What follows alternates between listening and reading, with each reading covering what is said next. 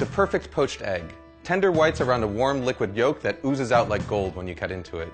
They're an essential part of Eggs Benedict. They can turn any salad into a meal or any vegetable into brunch.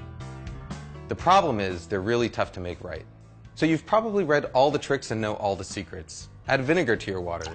Add salt to your water. Don't add salt to your water. Stir a vortex into the water. Wrap your eggs in plastic wrap. And guess what? None of them really work. After years of testing, I've only come across one method that works every single time, and all it requires are two things.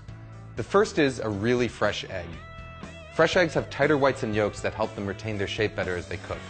There are two ways to tell how fresh an egg is. The first is to check something called the Julian date. As long as it's packed in the US, every carton of eggs has a number between 000 and 365 on it, and that number corresponds to the day on which the egg was cleaned and packed. So a number of 000 would mean January 1st, 003 would mean January 4th, and so on.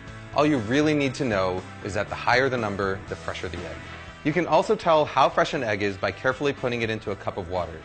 As an egg ages, the air pocket in the fat end is going to get bigger and bigger, which will make the egg stand upright or sometimes even float. A really fresh egg will sink and lie flat on its back like this.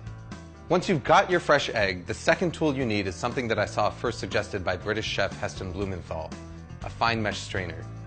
You see, no matter how fresh your eggs are, there's always going to be some amount of liquid white. It's this excess white that causes misshapen eggs. You know, those really ugly ones with the wispy white floaters that completely ruin your brunch. To get rid of them, we're going to transfer our eggs to a fine mesh strainer and gently swirl it around until all the excess white is drained away. What you're left with is a nice, tight egg. Even better is that the strainer is actually the ideal tool for lowering the egg into the water.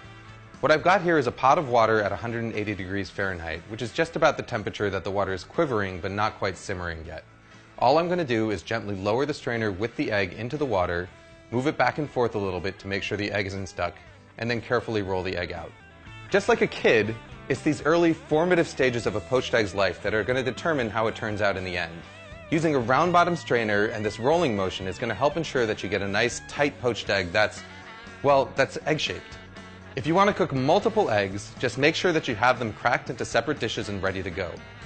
Once they're in the water, your only job is to keep them moving around, flipping them from time to time with a slotted spoon so that they cook evenly. After about 3.5 to 4 minutes, this is what you've got. You can even cook them ahead of time and store them submerged in cold water in the fridge for up to a few days. To reheat them, just transfer them to a bowl of hot water for a few minutes just before serving. Food Lab signing out.